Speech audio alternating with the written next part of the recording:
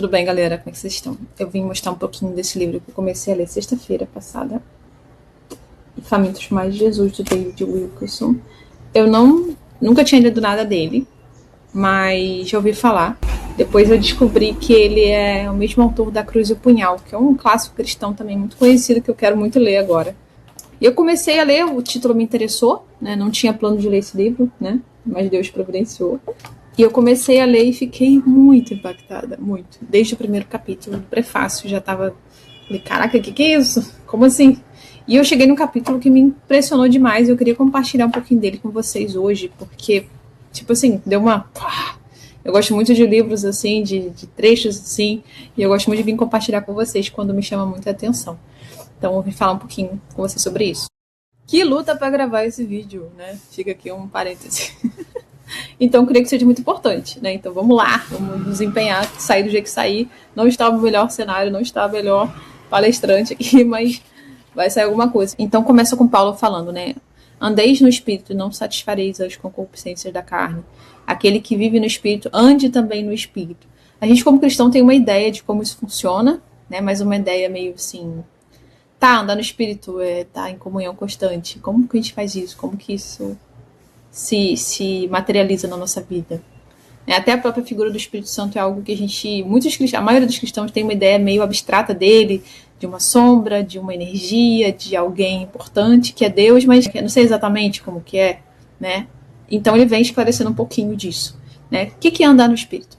Então ele vem esclarecendo que, na visão do autor, né, andar no Espírito é deixar o Espírito fazer aquilo para o qual ele foi enviado. Quando Jesus, né, disse que iria para o Pai, que enviaria o Espírito Santo, ele falou que ele vai ser o Consolador, ele vai ajudar o ajudador, que estaria conosco todos os dias, e deu todas aquelas declarações.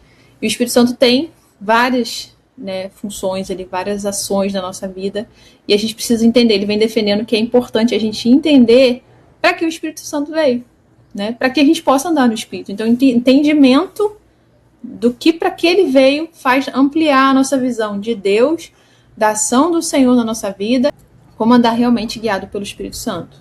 E ele fala de dois erros comuns dos cristãos, que é achar que por ter dons do Espírito, falar em línguas, profetizar, curar, operar milagres, tudo isso são dons do Espírito. Então a pessoa acha que isso é o suficiente. O Espírito Santo veio para isso, para nos dar dons. Então se eu tenho dons, tá tudo bem, tô de boa, acabou.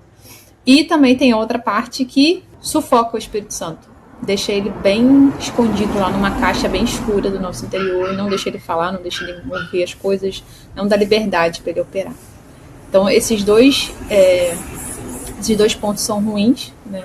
Não nos beneficiam e não deixam a gente andar no Espírito, né? E o autor vem falando dos propósitos, né? O propósito específico maior do Espírito Santo é preparar uma noiva para Jesus, né? É preparar a igreja para Jesus, nos capacitar, nos ensinar, nos santificar para encontrar com Jesus, né? Quando ele voltar ou quando a gente morrer e for para o Pai.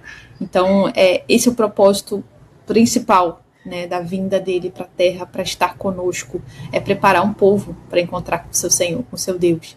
E o autor dá um exemplo de o que tipifica o Espírito Santo no Antigo Testamento, né? Dá o exemplo do servo de Abraão, quando foi procurar uma noiva para Isaac, né? Abraão estava ficando mais velho, Isaac estava na idade de casar, e Abraão não queria que ele se casasse com as mulheres dali, porque eram mulheres de outros povos, que adoravam outros deuses, e isso não ia ser bom, né?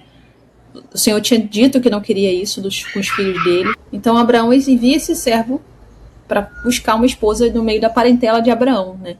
Então esse servo vai lá, ele fala com o Senhor, Senhor, me ajuda a encontrar essa mulher, né, que o Senhor quer, e me dá graça para que ela venha até mim também, que não adianta eu achar, vai que ela não quer vir, né, para o nosso povo. Então era uma terra distante, era uma viagem longa, talvez ela nunca mais visse a família dela de novo.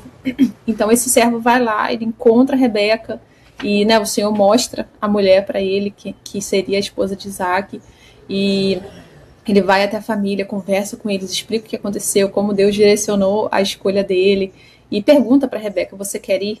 Né? Meu Senhor está te esperando, né? Ele quer se casar com você, você vem comigo? Ele pergunta e ela diz, eu vou deixar tudo aqui, e eu vou. Então ele dá um exemplo de como o Espírito Santo veio, né, para preparar essa noiva para Cristo. Ele vem até nós, ele nos chama, ele nos escolheu, né, antes da fundação do mundo, como a Bíblia fala, e nos convida para estar com ele. Só que essa é uma parte, né? A decisão de ir ou não é nossa. Então o Senhor nos convida, nós vamos.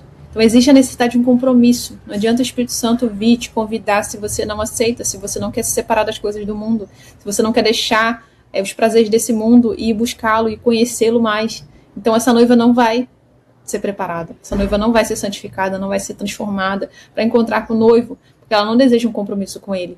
Não adianta ela ter sido escolhida se ela não deseja se entregar a ele, se ela não deseja abrir mão das coisas desse mundo para estar pronta para esse encontro, para esse casamento com o Cordeiro. Essa perspectiva diferente do Espírito Santo, da obra dele, faz a gente olhar diferente.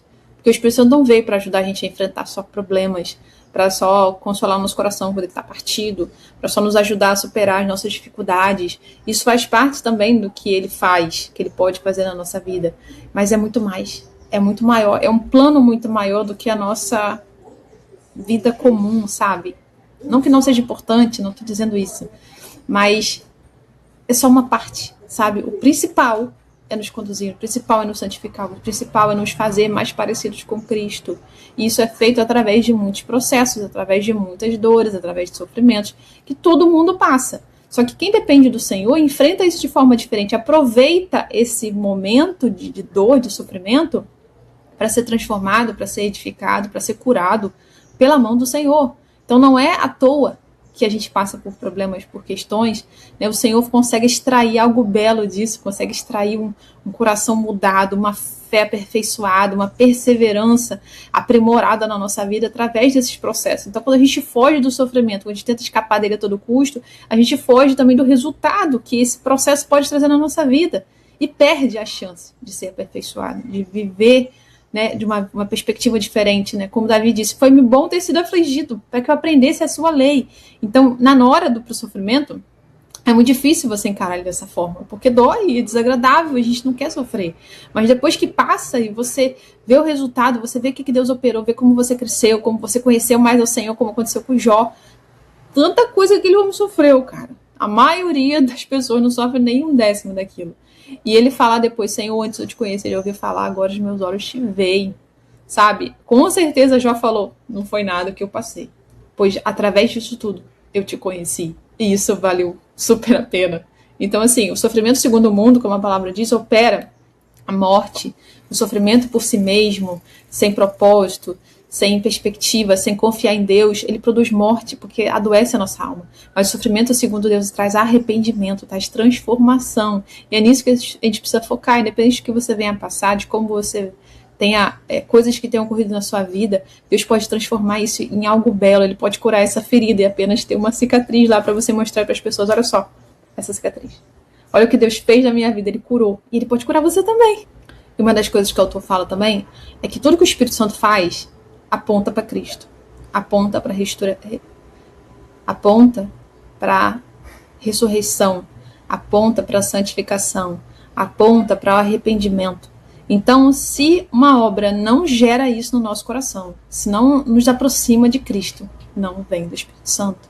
Eu achei muito interessante esse trecho e realmente às vezes você vê muita coisa visível ali, parece muito incrível, muito de Deus. Mas se aquilo não conduz para Cristo, se aquilo não aponta para o Senhor, não vem dele. Sabe? Mais que tenha um título de cristão, de evangélico, de avivamento, de doutrina, de palavra de Deus, se não aponta para ele, não provém dele. E a missão do Espírito, porque a missão do Espírito Santo é apontar para Cristo, é fazer com que a gente seja transformado, experimentar mais dele, é nos aproximar do Senhor. E uma parte que eu achei muito interessante também é que o autor fala que o Espírito Santo foi enviado para nos apresentar, para nos dar uma visão antecipada de Jesus. O que é isso? É fazer a gente experimentar um pouquinho de quem Jesus é, um pouquinho do que será na eternidade inteira com ele, de estar com ele, de estar no céu, de estar em comunhão com os irmãos. Então, o Espírito Santo nos faz experimentar disso, né, com porçõezinhas. E isso é tão incrível, a gente fica tão impactado, é como se você comesse a melhor... É como não, é semelhante a você comer a melhor comida do mundo e depois olhar para a comida que você tem. E olhar assim, não, cara, não quero. Igual você experimentar o chocolate suíço, depois olhar pro garoto, tipo assim, caraca, não dá, entendeu? Você até come ali, mas tipo, não se compara. Toda vez que você comer ali o baixa renda lá, que parece sabão, você vai lembrar lá do suíço, cara. Tipo assim, não se compara. E sem o Senhor é muito maior, é muito melhor do que qualquer chocolate, do que qualquer alimento terreno, né? É um alimento celestial, um alimento divino. Então, é o alimento real para que a nossa alma foi criada.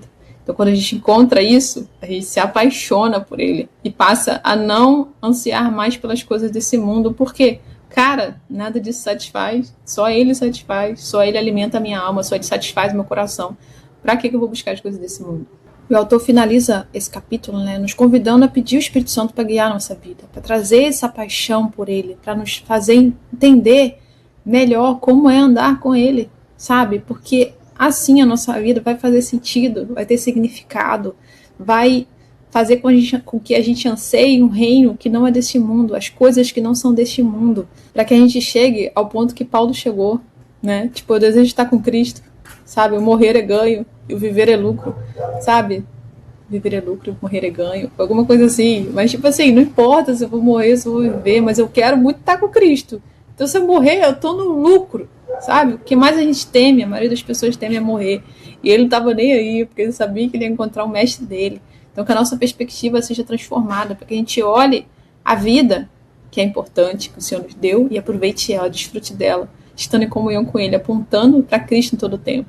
Mas quando chegar a hora também, glória a Deus, eu vou estar com o meu Senhor. Isso vai ser melhor do que qualquer coisa. Então, olha o nível de paixão, de entrega, de transformação que o Espírito Santo operou na vida de Paulo, que pode operar na nossa vida também, e na vida de qualquer um, né, em qualquer tempo. Só basta a gente confiar e deixar ele trabalhar. Isso era para ser um vídeo curto e ficou gigante. Então, com certeza eu falarei mais desse livro, quero gravar dele. Estava procurando ele para anunciar para vocês, que eu trabalho com venda também de livro, mas ele não tem mais para vender. Espero que alguma editora esteja reeditando, refazendo a capa dele, não sei, porque, cara, é incrível, é incrível. Com certeza a Cruz e o Punhal também vai ser excelente. E só encontro em sebo por enquanto, tomara que alguma editora relance. Então é isso, eu queria falar com vocês, Deus abençoe, gente, até a próxima. Fiquem com essa pedrada aí, porque eu tô assim... sem palavras, sem palavras. O autor explica muito bem. Eu não cheguei aos pés, né, da explicação aqui do capítulo. Tentei, mas eu sei que o Senhor que revela, o Espírito Santo é que convence e que traz verdades. Tira, né, da nossa mente, traz ao nosso coração. Não tira, né, mas transfere para o nosso coração, para que a gente possa entender e viver essas verdades, não apenas como algo que se vive dentro da igreja enquanto você lê a Bíblia, mas em todos os momentos, né, no trabalho, na escola, dentro de casa, no relacionamento com as pessoas, né, em geral. E é isso, galera. Deus abençoe. Até a próxima.